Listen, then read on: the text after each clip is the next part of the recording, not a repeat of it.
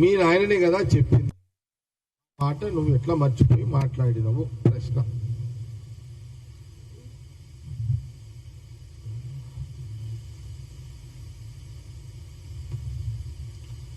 ఇంకొక ప్రశ్న కేటీఆర్కి, Congress party third class party అయితే అని నీ ఆలోచన ఉన్నట్టుగా నువ్వు మాట్లాడినావు కదా, మరి ఆ పార్టీ నుంచే కదా పాఠాలు నేర్చుకున్నది కేసీఆర్. అంటే మీ నాయన ఆయన ఇక్కడి నుంచే కదా ప్రయాణమైంది. అంటే ఇప్పుడు కాంగ్రెస్ నీ లెక్కల కేటీఆర్ లెక్కల మాట్లాడుతున్నాను నేను. తెలంగాణ ప్రజలు, భారతదేశం ప్రజలు ఎప్పుడు కూడా ఈ మాట కాంగ్రెస్ పార్టీ గురించి మాట్లాడరు. కానీ నువ్వు నీ మాటకు చెప్తున్నా కేటీఆర్కి ఏంటంటే, నువ్వు కాంగ్రెస్ పార్టీని థర్డ్ క్లాస్ అన్నప్పుడు మీ నాయన ఇక్కడనే కదా, ఇదే గాంధీ భవన్ నుంచి కాంగ్రెస్ పార్టీ నుంచి ఆయన రాజకీయంగా అడుగులేసిండు. అంటే నీ లెక్కలా మరి కాంగ్రెస్ థర్డ్ క్లాస్ అయితే మరి మీ నాయన కేసీఆర్ కూడా థర్డ్ క్లాసేనా? థర్డ్ క్లాస్ అయినట్టే కదా నీ లెక్కల కేటీఆర్.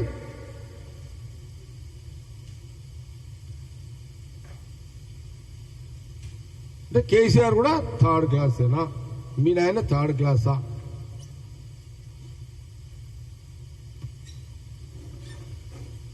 మరి కాంగ్రెస్ థర్డ్ క్లాసు, మీ అయ్య థర్డ్ క్లాస్ అయినప్పుడు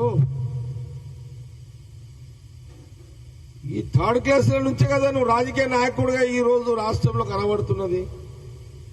దీనికి జవాబు ఏదన్నా క్లారిటీ ఇవ్వగలుగుతావా కేటీఆర్?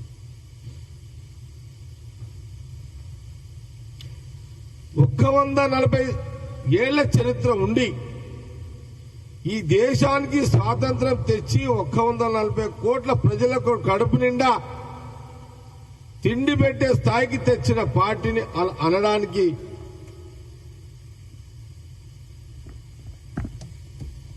అట్లా అనడానికి నీకు మనసు ఎట్లా ఒప్పింది కేటీఆర్?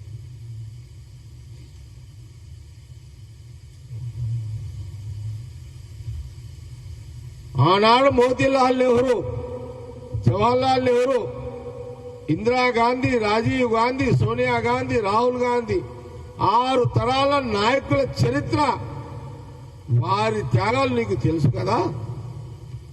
నువ్వు ఎట్లా మాట్లాడగలిగినావు ఈ మాటలు కేటీఆర్? కేసీఆర్ అడిగి తెలుసుకో కాంగ్రెస్ పార్టీ చరిత్ర.